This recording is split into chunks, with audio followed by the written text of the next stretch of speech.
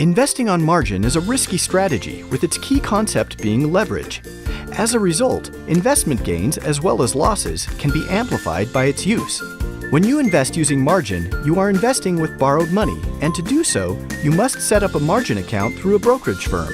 Current regulation requires that investors using margin can borrow up to 50% of the value of the security. Regulation also requires that the security's value cannot go below 25% equity, known as the maintenance margin, though many brokerage firms have more conservative maintenance margins, typically 30%. So, if you want to make an investment that will cost $20,000, you are responsible for coming up with at least $10,000, and then you can borrow the other $10,000. Buying on margin leverages or increases your purchasing power. This can be beneficial if you happen to invest in an asset and sell it after the value increases.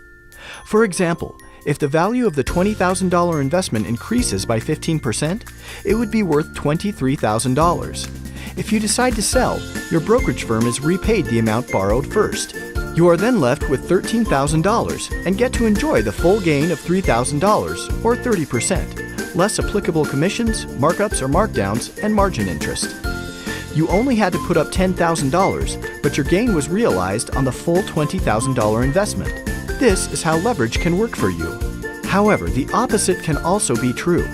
If you invest $20,000 in a security that decreases in value by 15%, the total investment will be worth only $17,000. If you believe that it will continue to decrease and decide to sell, your brokerage firm will be fully repaid first, leaving you with the remaining $7,000. Just as with the gains, you must take the full loss of $3,000. But what if your investment continues to fall, for a total decrease in value of 35%? It is now worth only $13,000. If you decided to sell after this decline, you have $13,000, but you still owe your brokerage firm $10,000, which leaves you with $3,000. You've suffered the impact of the full loss of $7,000, resulting in a loss of 70% when compared to your initial investment.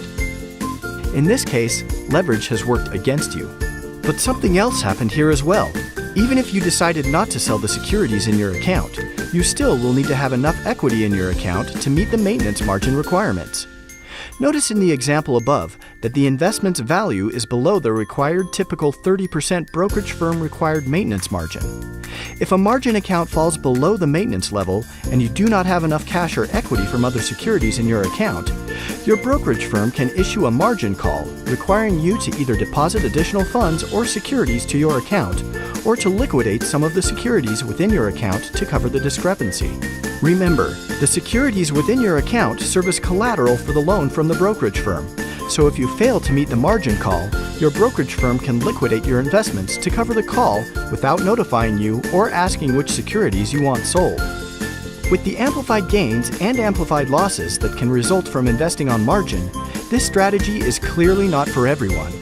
If you do choose to invest using margin, be sure that you read and understand your brokerage firm's margin agreement, which covers the terms and conditions for borrowing from your brokerage firm. To continue building your investment knowledge, subscribe to the Zions Direct YouTube channel.